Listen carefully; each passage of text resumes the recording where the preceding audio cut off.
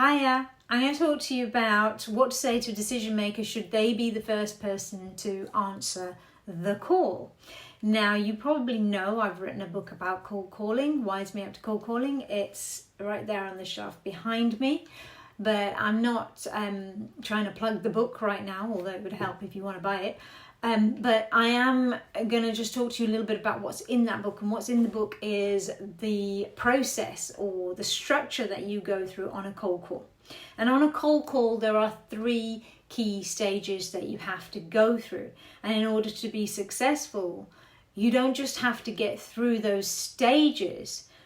The bigger challenge for you is actually being able to overcome the fear that you have at each stage. Those fears are really important to get over because they're in your head and they're the only thing that will probably inhibit you.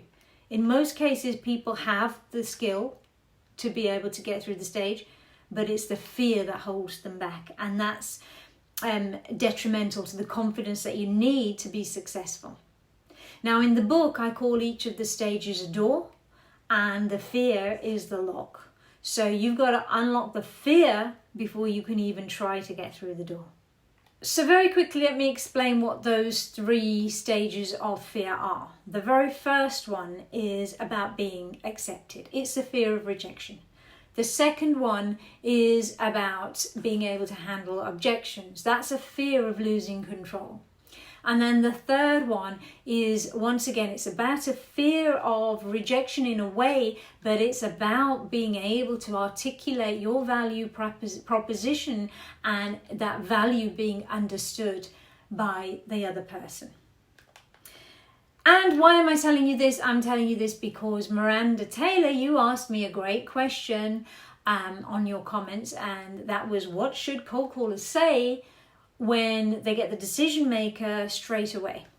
And the reason it's a great question is because there's a lot of people in the same position where, because people are not necessarily in the office anymore, there's a lot of people working on mobiles, and therefore a lot of people are having to call mobiles, and those mobiles are being picked up by the person that you actually want to speak to as opposed to the gatekeeper, and you're not the only one in that position. So it sounds to me like there's a lot that a lot of people can probably gain from that question. So thank you for submitting it, and let's see if it helps. So first of all, let me just say, it doesn't matter who picks up the phone.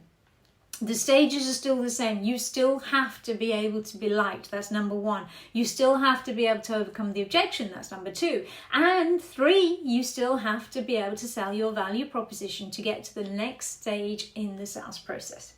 The only difference here is that you don't actually have to be passed on to another person first to be able to complete that process. So here's what you should say to a decision maker. And I'm assuming that you know your product inside out, you know its features, so you've done the value proposition and you've seen that video, and you know the potential values that you can offer to the prospect. So here's the process. Number 1, to get past your fear of rejection from the decision maker, you have to get them to like you. And you know what people like and what they dislike. I've said it many times, just be fresh. Once you've introduced yourself, whatever you do, don't pitch straight away. Ask them their thoughts on what you offer in general or in generic terms. For example, I always ask sales directors, and you probably see me do this, about their thoughts on sales training before I launch into what I can do for them or what I think I can do for them. Now, you can't say anything wrong at this point if you make sure what you're saying is generic and you're not pitching, because this will give you a chance to do 2 things. It will help you, first of all, to qualify their position, and number 2, it will also help you to know what angle to go in with first when you do pitch. For example, let's say they say to me they like training but specifically interested in one-to-one coaching. Now, straight away, that's helped me. It's filtered out a lot of stuff that I could have talked about and helped me to focus exactly on what's going to interest them, so I know I can engage them quicker. Whatever you do, there is no clever thing that you can say to the person that you're speaking to enchant them into wanting to hear your pitch. You have to try and build that rapport and build up to it through understanding their position first. The second bit to get past your fear of objections. Whatever you do, don't receive them as objections. Just let yourself have the conversation. I'll explain what I mean by using the same example as I just did in the last stage. So I had said that, let's say I said to the customer, what are your thoughts on sales training? Let's say the DM said, oh, we don't really believe in buying sales training. Now I would address that as though it was an opinion and not an objection.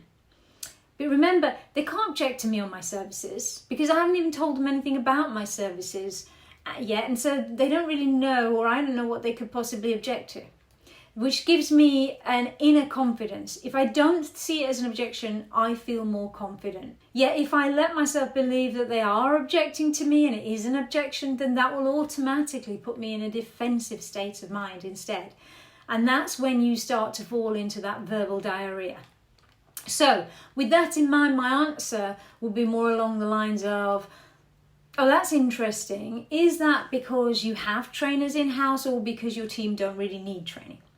And these questions are non-confrontational, yet they challenge what the prospect just said. Whilst at the same time, you're able to qualify a little bit what the realistic opportunity is here. So let's say the DM then said, well, they can always improve, but I do most of the training, blah, blah, blah, blah. But you can see here that I've just opened a conversation with the person that I'm speaking to, and a conversation basically means more time to build rapport, qualify, and more time to understand how I can effectively pitch my offering. Okay, so at the last stage, now let's just say you've now been given the chance to pitch your value proposition, which they probably will feel obliged to do by this point if everything above was done correctly. So then the last thing you want to do is fall at this final hurdle. What you say now can either be received as verbal diarrhea or a value proposition, and the difference is determined in what you did before the call. Research the customer before you get on the call and find the benefits of your product to them. Look for anything that can connect your offering to what's hot on their agenda at the moment. For example, let's say you offer something that, as well as other features, can help with, let's say, carbon footprint. During your research into them, you see from their profile that they're really big into eco-friendly right now and have launched initiatives surrounding that. So then you know that you can put them a value proposition across that will make them want to listen to you. And if they listen to you, then you're getting more time on the phone. The more time you have on the phone with them, the more engaged they will be, and the more opportunity you will have to close that stage of the sale and move on. Okay, that's it. But it's not easy. It's not as easy as 1, 2, 3, even though it is 1, 2, 3. It does take preparation and skill. But if you apply all of that, then it will work. Remember, you have the skill. The hardest part is getting over the fear. So this is what I'm trying to help you with here. Okay, so again, Miranda, I thank you for submitting the question. You've probably just helped, I'm hoping you've just helped a number of people who might have been thinking the same thing as you. Do keep your questions coming, and until the next time, stay safe. If you haven't subscribed and you like the content, please do hit that button because that does help me. See you soon.